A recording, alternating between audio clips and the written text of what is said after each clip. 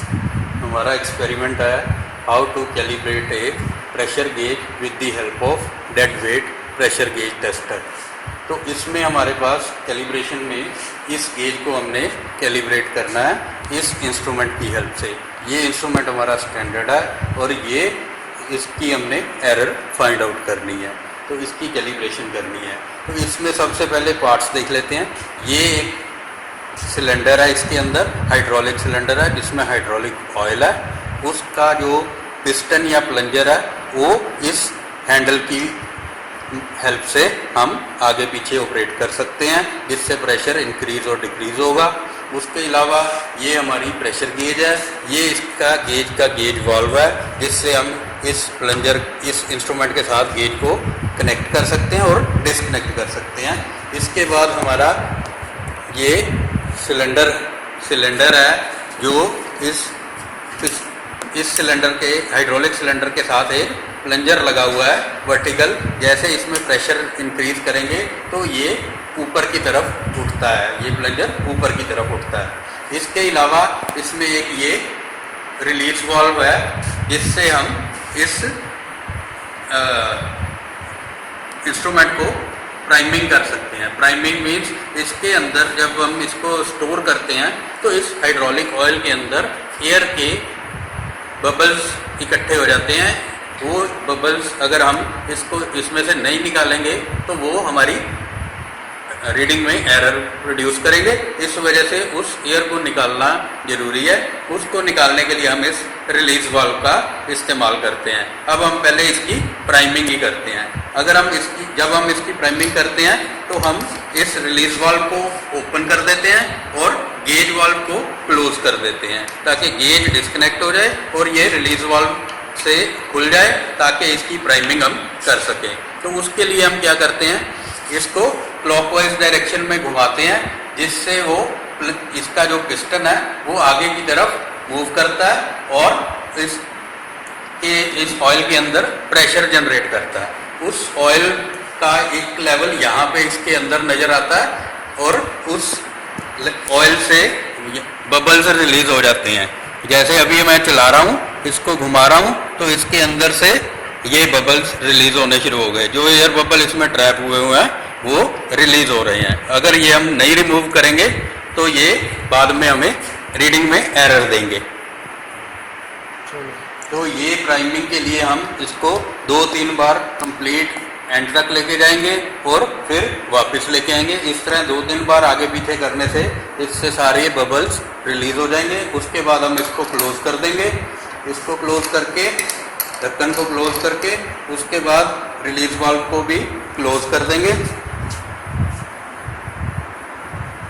और gauge valve को open कर देंगे ताकि ये इंस्ट्रूमेंट के साथ ये गेज कनेक्ट हो जाए ताकि हम इसकी कैलिब्रेशन कर सकें।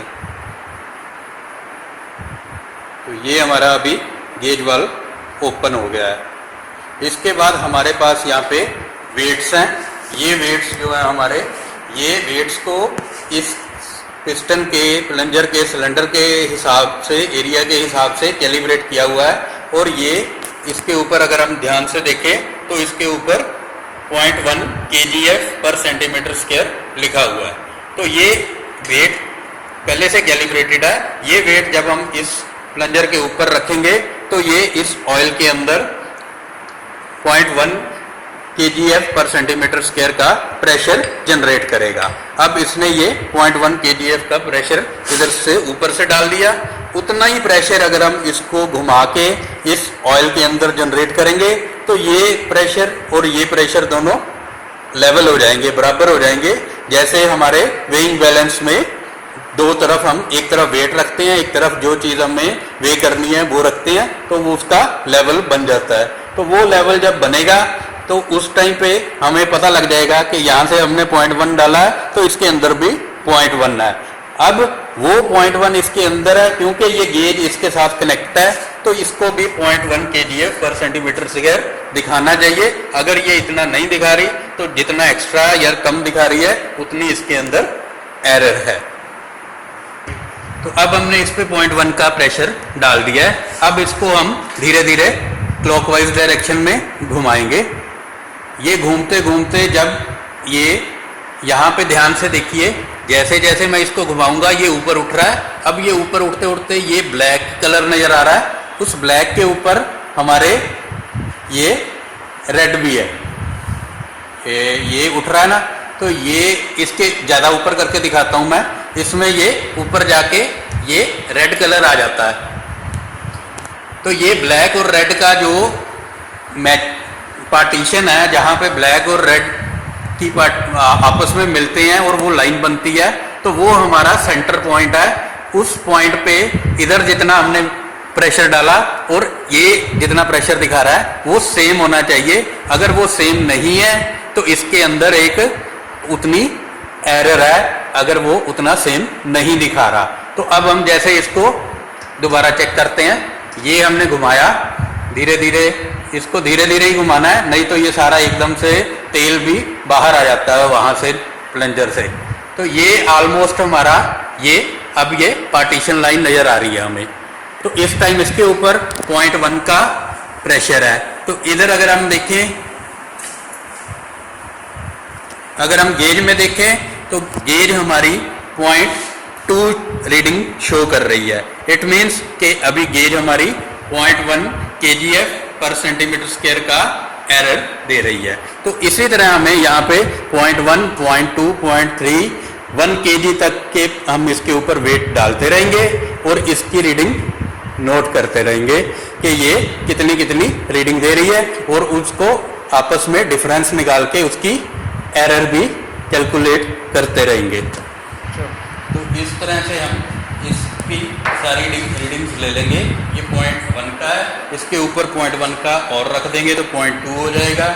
इसी तरह ये 2 है, ये और वो रखेंगे तो 0.3, बढ़ाते बढ़ाते फिर इसके ऊपर 1 kg तक की हम रीडिंग्स ले लेंगे। यहाँ 1 kg डाल के यहाँ पे रीडिंग्स ले लेंगे। तो ये रीडिंग्स हम इंक्रीजिंग और डिक्रीजिंग ऑर्डर दोनों में लेंगे। पहले 0.1, 2, 3, 4, 5, 6, 7, 8, 9, 1 kg, फिर 1 kg से 0.9, 8, 7, 6 तो डिक्रीजिंग में भी ले लेंगे। फिर उन दोनों रीडिंग्स की इंक्रीजिंग में कितनी वैल्यू आई, डिक्रीजिंग में कितनी आई, उसकी एवरेज निकाल लेंगे। तो ये हम टेबल बना लेंगे।